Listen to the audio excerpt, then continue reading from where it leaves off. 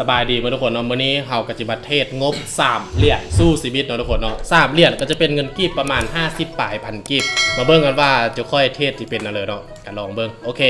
เจอกราฟที่มันเจอเนาะซื้ออีกแล้ว1เหรียญมาเอิ้นว่ามันเจอแท่งเรือเขาจึงสิไปเนาะคันบ่มันเจอเฮาก็บ่ไปเฮาจะเบิ่งไปก่อนไปได้ไกลสำเร็จก็สำคัญโอเคนี่เป็นออเดอร์แรกของพวกเฮามาดูกันว่าจะได้หรือเสียตอนนี้นี่กราฟก็จะเป็นช่วงไซด์เวย์แล้วทุกคนเนาะกราฟเอิ้นว่าช่วงถนัดของคิโมฮีเลยเนาะกราฟหากินก็ลองเบิ้งก็ต้องมาเบิ้งออเดอร์ที่2เพราะว่าเขาตั้งเป้าก็คือทบทุนเพื่อได้3ไม้แม่นแล้วหรือว่าหวังสุกกันไป2ไม้พอ3ไม้รถเป็นเลย3ไม้เลยว่ะตอนจึงท่าถ่ายนะตัวมือแม่ตัวมือจากประสบการณ์ที่เคยเจอมาแล้วครับว่ามันเป็นแท่งน้อยๆนี่ก็จะขายตามแต่ว่าคันเป็นอันนี้ก็จะซื้อโอเคการมาลุ้นเดี๋ยวทุกคนเพราะว่าช่วงนี้มันเป็นช่วงไซด์เวย์เนาะคันเป็นดั้งที่ค่อยวิเคราะห์แท่งนี้มันก็จะขึ้นไปโตได้อีกก็คือเบิ้งง่ายๆหรือเบิ้งอันทางขวามือนี้เราพอกันว่ามันขึ้นเขียวไปยาวๆนึ่งนี้ทางนี้ก็จะขึ้นคือเดียวเพราะว่าอันนี้เขาเบิ้งกราฟอยู่บ่ายเน้นทุกคนขึ้นเขียวแล้วเย้แต่ว่ากราฟอยู่บ่ายเน้นนี่แม่นทำเฟรม1 นาทีทุกคนเนาะเมน1แท่งเทียนเท่ากับ FT Trading นี่2แท่งเทียนอย่าฟ้าลงได้ลูกว้าวโอเคโอ้โหอารมณ์แบบเขาโฆษณาบาคาร่าการพนันนะอารมณ์เดียวเลยแบบเอสเพื่อความบันเทิงโอเคท่านี้ก็จะเบิ้งไปก่อนเพราะว่า2ไม้มั้ยบ่2ไม้พอ2ไม้พอผมงบเผาน้อยงบน้อยก็ต้องเทียบแบบเจียมเนื้อเจียมตัวซะบ้างสิเทียบแบบมันหน้าบ่ได้งบเฮาน้อยเนาะทุกคนเนาะว่างแต่2ไม่ติดทุกคนถ้า2ไม่ติดแล้วกำไรเห็นบ่จาก3เหรียญเป็น 5.8 เพราะว่าเฮาไปออเดอร์ที่1เนาะเฮาไป1เหรียญได้มา 1.95 เนาะเฮาก็ไป 1.95 เลยประมาณนี้นะก็เอิ้นว่าความเสี่ยงมันสูงเนาะแต่ว่าผลตอบแทนก็สูงเช่นกันไปในเรื่องวันนี้ซูซี่วิเคราะห์แล้วเราคันเป็นแท่งน้อยๆนี่จะขายนะคนคันเป็นแท่งแดงน้อยๆนี่โอ้คันคือเขียวนี่ก็จะซื้อซะกดออเดอร์ไปเนาะนี่มาซื้อตามแห่งแมนว่า1เหรียญนี่วิเคราะห์ไปได้2ไม้ติดเลยที95มันหน้าแห้งอุ้ยบอกยัง10ไปพี่ยังเขียวอยู่ฟังแดงแล้วเขียวมันพูดแล้วอย่าว้าวตอนนี้ขาค่อยสั้นดิ๊กเรามากดดันวันนี้เรากดดันอย่างเงิน50ปลายพันนี้เงินก็คือเงินเนาะเงินมันมีค่าเสมอทุกคนแมนเราต้องขึ้นตอนเฮาบ่มี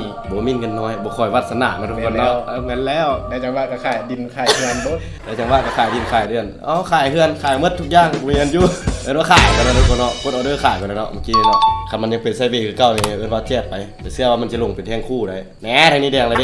แดงอุ่นเขียวอยู่ลงอีกทางนั้นต้องลงแดงอีกได้แน่นอนเอาลากลงเถอะน้ำสร้างลงมาก็สร้างลงมาสร้างลงไปมือ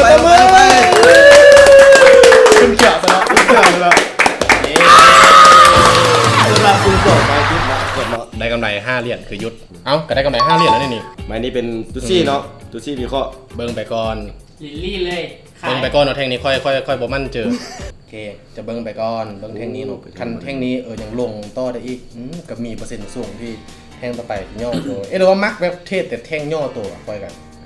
กราฟหากินค่อยเนาะแท่งย่อตัวนี้ก็คือก็จะท่าจังหวะคือบางมือน่ะเทศนั่งเป็นสมองแต่ว่าออกออเดอร์แต่บ่ฮอด10ไม้ก็มีเฝ้ากราฟที่เฮาเฝ้าจนกว่าจะเจอกราฟที่เฮามั่นเจอแต่ว่าโซนนี้เอิ้นว่ายังออกเป็นแท่งคู่หลายแท่งแมนมันจะบอกไปเดียวคือแท่งนี้ค่อยก็จะเบิ่งไปก่อนเพราะว่ายังบ่เห็นมั่นเจอทุกคนเพราะว่าเฮาเทศแบบนี้นี่คือเดี๋ยวค่อยว่าไปเนาะเฮาสิเทศแบบมั่นเจอบ่มั่นเจอบ่แม่นว่าสิไปหมดเลยก็บ่ได้เราก็ต้องแบบว่าเอาแท่งที่เราสัวทุกคนเนาะการกรณีว่าแท่งนี้ลงแล้วก็แท่งโต้ไปเนาะแท่งรอท่าลงอีกบ้านนั้นเขาจะซื้อต้องรอท่าจังหวะก่อนเพราะกราฟมันไซด์เวย์มันจะยู่บ่เกินนี้หรอกการว่าเขาเทศแปลว่าจับจังหวะใดนะทุกคนงบ2เหรียญหรือว่า3เหรียญหรือว่าแม้แต่1เหรียญสามารถปั้นเป็น5เหรียญ6เหรียญได้เนาะแต่ในขณะเดียวกันคันเราจับจุดพลาดโตเพื่อมีงบหลายที่เป็น100เหรียญก็ยากกระเสียได้อันนี้สำคัญต่อการเทรดตัวนี้นะโอเคก็ซื้อเลยจังหวะนี้มันลงแล้วทุกคนจังหวะนี้มันลงแล้วไปลงแรง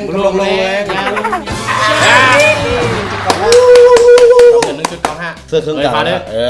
อพี่บอกต่อ4 วิ บ่ฟ้า เบิ่งกันเนาะเบิ่งกัน เออเบิ่งไปก่อนเนาะ ใจเย็นๆต้องใจเย็นๆเมื่อกี้นี่เราจะเห็นว่าแท่งเมื่อกี้นี่แห่งซื้อค่อนข้างหลายมันกดกราฟขึ้นเนาะทุกคนเนาะเพราะฉะนั้นแล้วเมื่อแท่งนี้มันย่อตัวลงมาแบบนี้ค่อยก็จะซื้อไปโต้อีกเพราะว่าค่อยเบิ่งจากกราฟนะช่วงนี้นี่ก็คือมันแห่งซื้ออย่างหลักเพราะฉะนั้นกดซื้อเลย มันเล่าก ดซื้อเลย ถ้าจะซื้อจังเดียวอันนี่มันค่อยสไตล์ค่อยสไตล์คีมงหิม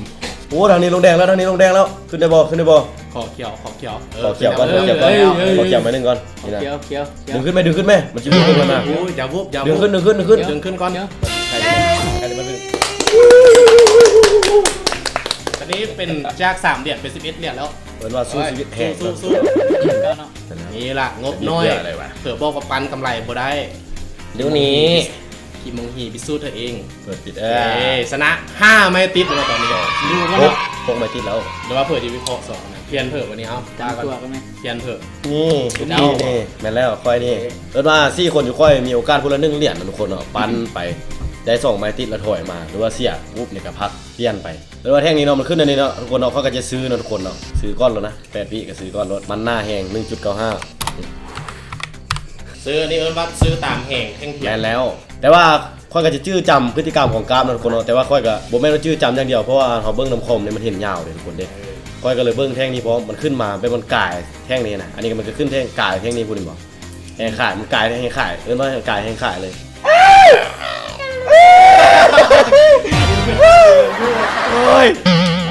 โอเคเอาเปลี่ยนเผื่อวันนี้ เอาปั๊บ1คือเก่าแล้วอู้เอิ้นว่าพลาดไปทุกคนเนาะลงเสี้ยววิสุดท้ายแล้วเริ่มขึ้นได้เนาะทุกคนเนาะ มันก็เกิดขึ้นได้ เป็นทีมของลิลลี่เนาะ เอามาเบิ้งทีมงานทีมมงฮีเทศเป็น อ๋อข้ามไปก่อนครับข้ามไปก่อนเนี่ย ข้ามก่อนโอเค ผ่านก่อนเราผ่านซะการโซนเขาพลาดคนละไม้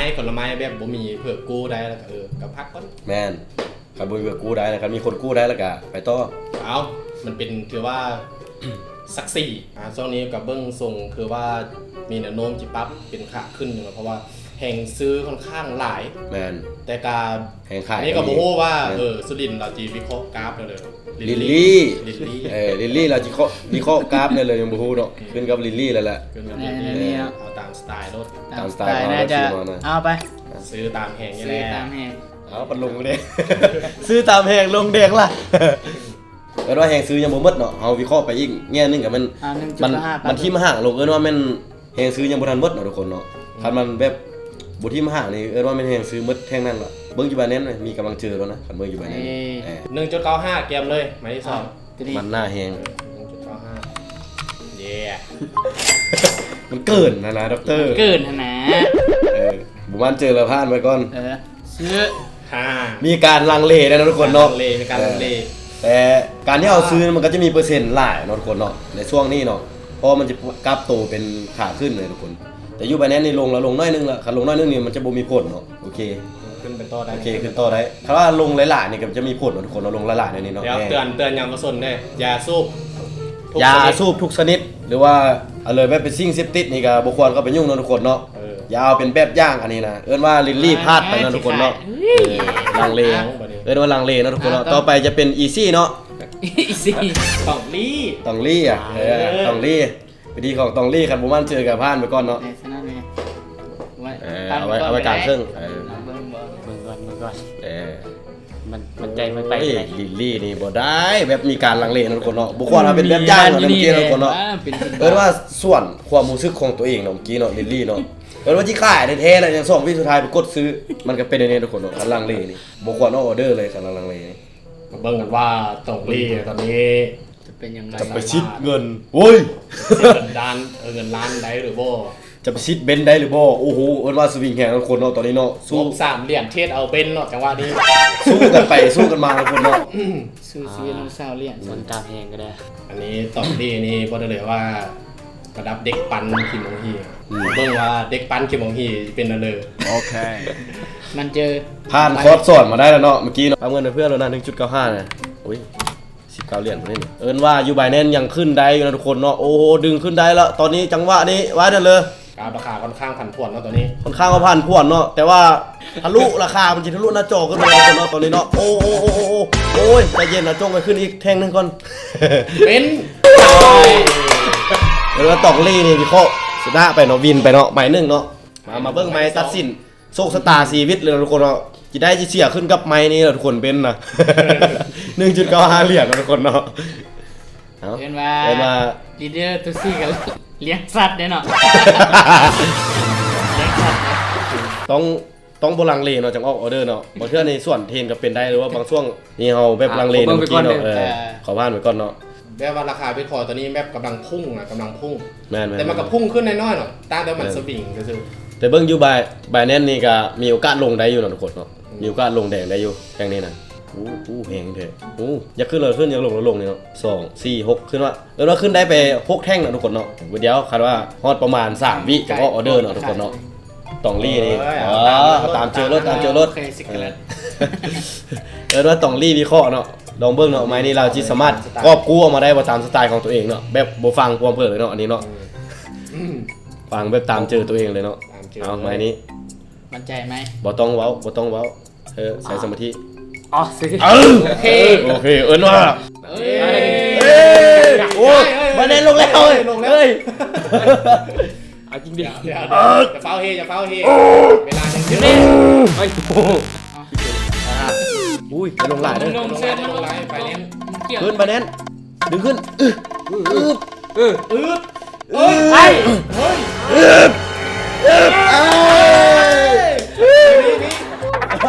จะแท็กเลย ตุ๊ซี่มาเลยนะ มาตามสีต้องเรียนไว้ โอเคเอิ้นว่าเป็นทีของตุ๊ซี่เนาะ ต้ ต้ อ อง งลี่นี่เอิ้นว่ากูกอบกูเอาอันสิ่งที่เอาเสียบไปเมื่อกี้มาได้นะทุกคนเนาะวันนี้แม่นตุ๊ซี่วันนี้นะตุ๊ซี่ มันนี่ขายเลยขายเลยเพราะว่า มั่นใจเนาะ กราฟนี่มันขึ้นราคาค่อนข้างหลายแล้วบอกกับว่าเมื่อกี้แหงขายเขาจะเห็นว่ามันหลากบอกมันแฝงอยู่ในแท่งเมื่อกี้แล้วเพราะฉะนั้นมันนี่ค่อยเปิดมันเจอว่าขาย โอ้โหเอิ้นว่าวิเคราะห์นี่เสียบคาดเลยนะทุกคนเนาะมันลงมาอยู่ดีๆนะทุกคนเนาะแต่บ่ฮู้ว่าวินาทีสุดท้ายมันจะเด้งขึ้นหรือบ่มาเบิ่งกันเลยว่าแท่งนี้เนาะคีมองฮีจีพีซิตได้บ่เบนซ์เนาะทุกคนเนาะเราเบนซ์คนละคันเลยเนาะจาก3เหรียญปั้นมาคนละคันเลยอ้าวว้าวตบมือ สยโยโฮยิว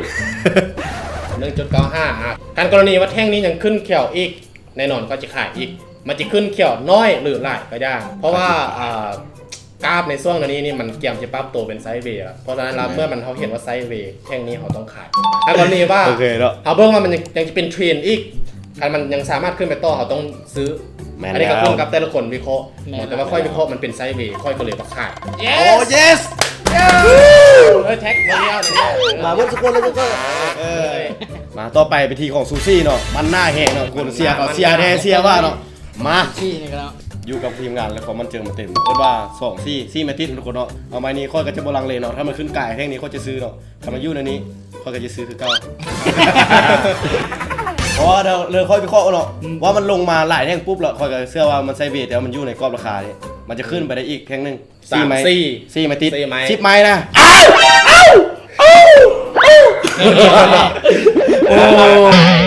ปั๊บ1เหรียญคือเก่า เอิ้นว่า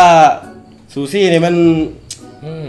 เสี่ยงตายตลอดเนาะแท่งเสี่ยงตายเนาะอันนี้คือเดียวเนาะแท่งหรือเปล่าแท่งนี้เนาะ